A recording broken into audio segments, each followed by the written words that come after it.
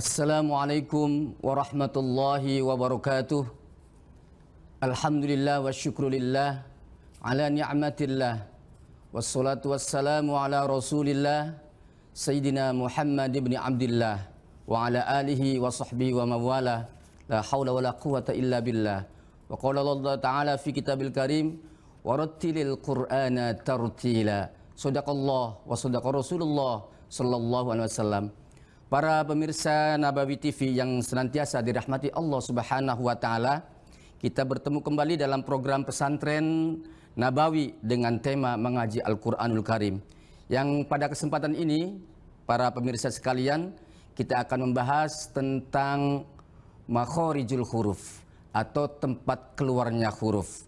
Nah, untuk itu sahabat, untuk memenuhi pembacaan Al-Qur'an dengan baik dan benar, tentu kita harus mengikuti beberapa fase atau beberapa yang harus kita lakukan. Yang pertama adalah makhorijul huruf, karena makhorijul huruf adalah salah satu bagian daripada ilmu tajwid. Jadi ilmu tajwid itu dibagi menjadi, yang pertama adalah makhorijul huruf, yang kedua adalah sifatul huruf, yang ketiga adalah ahkamul huruf. Jadi tiga-tiga ini harus kita capai ketika kita membaca Al-Quran. Nah, kalau ketiga-tiganya tidak kita capai, maka bacaan Quran tidak baik. Seperti makhorijul huruf itu tidak cukup kalau tidak ditunjang dengan sifatul huruf. Karena setiap huruf mempunyai sifat, minimal ada 5 sifat.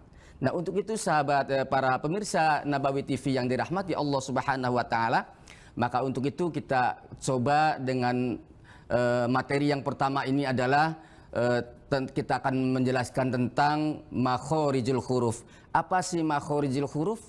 Kita sering dengar tentang kalimat ini, namun kadangkala di antara kita ada yang kurang memahami tentang apa yang disebut makhorijul huruf. Makhorijul huruf adalah menurut bahasa yaitu mahalul khuruj, yang artinya tempat keluar huruf, sedangkan menurut istilah ulama tajwid adalah mahalul khurujil harfi wa tamyizuhu min ghairihi, yang artinya tempat keluarnya huruf hijaiyah dan perbedaan keluarnya satu huruf dengan huruf yang lainnya. Jadi tidak sama para pemirsa sekalian. Untuk itu kita coba di bagian pertama ini adalah tempat keluarnya huruf. Berdasarkan pendapat yang populer dan yang terpilih dalam 17 tempat keluar tersebut, dalam nazam disebut makhorijul hurufi sab'ata asyar ala alladhi yakhtaruhu man ikhtabar, yang artinya tempat keluar huruf berjumlah 17 yang telah dipilih oleh para peneliti. Nah, untuk itu yang pertama adalah terbagi menjadi 2 bagian.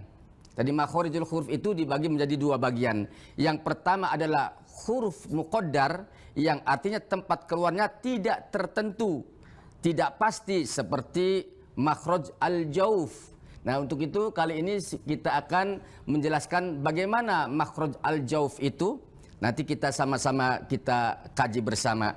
Pemirsa Nabawi TV yang dirahmati Allah Subhanahu wa taala, dan makhraj yang kedua adalah makhraj muhaqqaq.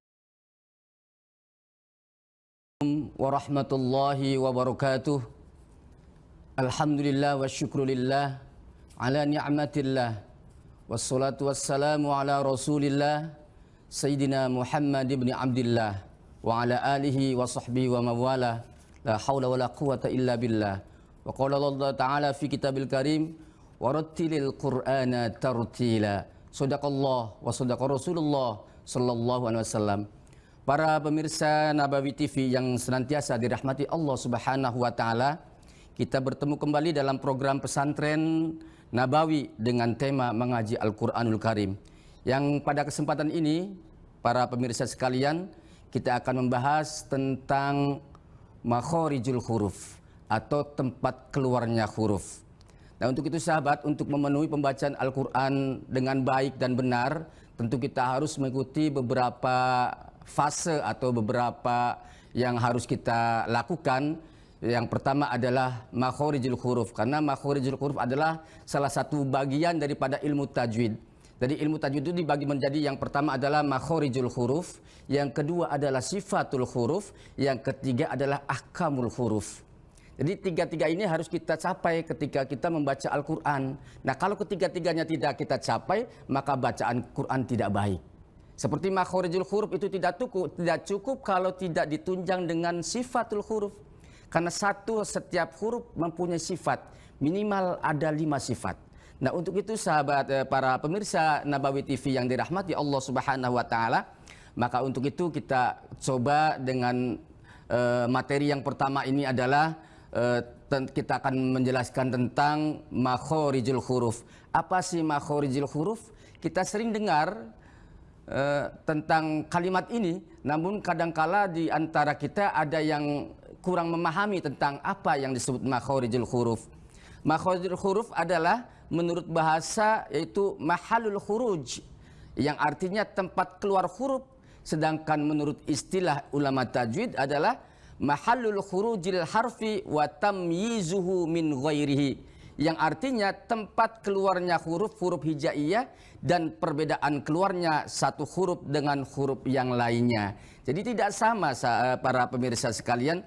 Untuk itu kita coba di bagian pertama ini adalah tempat keluarnya huruf. Berdasarkan pendapat yang populer dan yang terpilih dalam 17 tempat keluar tersebut, dalam nadham disebut makhorijul hurufi sab'ata asyar ala alladhi yakhtaruhu man ikhtabar, yang artinya tempat keluar huruf berjumlah 17 yang telah dipilih oleh para peneliti. Nah untuk itu yang pertama adalah terbagi menjadi 2 bagian. Jadi makhorijul huruf itu dibagi menjadi 2 bagian. Yang pertama adalah huruf muqaddar, yang artinya tempat keluarnya tidak tertentu, tidak pasti, seperti makhraj al-jauf. Nah untuk itu kali ini kita akan menjelaskan bagaimana makhraj al-jauf itu. Nanti kita sama-sama kita kaji bersama. Pemirsa Nabawi TV yang dirahmati Allah Subhanahu wa Ta'ala. Dan makhraj yang kedua adalah makhraj muhaqqaq, artinya tempat keluarnya tertentu atau pasti, seperti makhraj al-halaq, al-lisan, asy-syafatain dan al-khaysum. Para pemirsa Nabawi TV yang dirahmati Allah Subhanahu wa Ta'ala, untuk itu mari kita coba melihat ke bor ini untuk menjelaskan tentang makhorijul huruf. Yang tadi yang sudah saya sampaikan, yaitu makhorijul huruf, arti makhraj al-huruf menurut bahasa adalah mahalul khuruj, artinya tempat keluar huruf, sedangkan menurut istilah ulama tajwid adalah mahallul khurujil harfi wa tamyizuhu min ghairihi, yang artinya tempat keluarnya huruf hijaiyah dan perbedaan keluarnya satu huruf dengan huruf yang lain.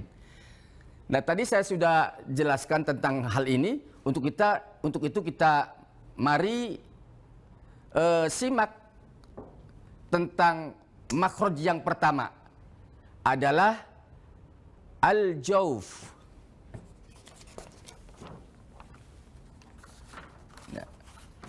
Tempat pertama al-jauf atau rongga mulut. Al-jauf atau rongga mulut. Rongga mulut al-jauf, ruang kosong. Pada bagian dalam mulut hurufnya ada 3, yaitu alif, wawu, dan ya mati. 3 huruf tersebut adalah huruf mad. Jadi huruf alif yang didahului oleh baris fathah mengucapkannya dengan cara membuka mulut. Ma, ka, na. Terus apa lagi?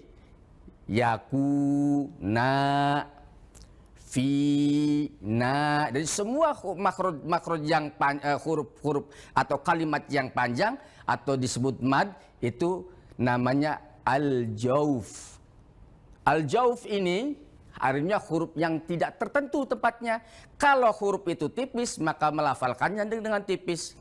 Tapi kalau huruf itu huruf tafkhim, huruf tebal, maka pelafalannya juga harus tebal. Qalu, tidak boleh ka, tapi qalu apabila yang dilafalkan huruf qaf. Dan kalau yang dilafalkan huruf tipis, maka dia juga dilafalkannya dengan tipis.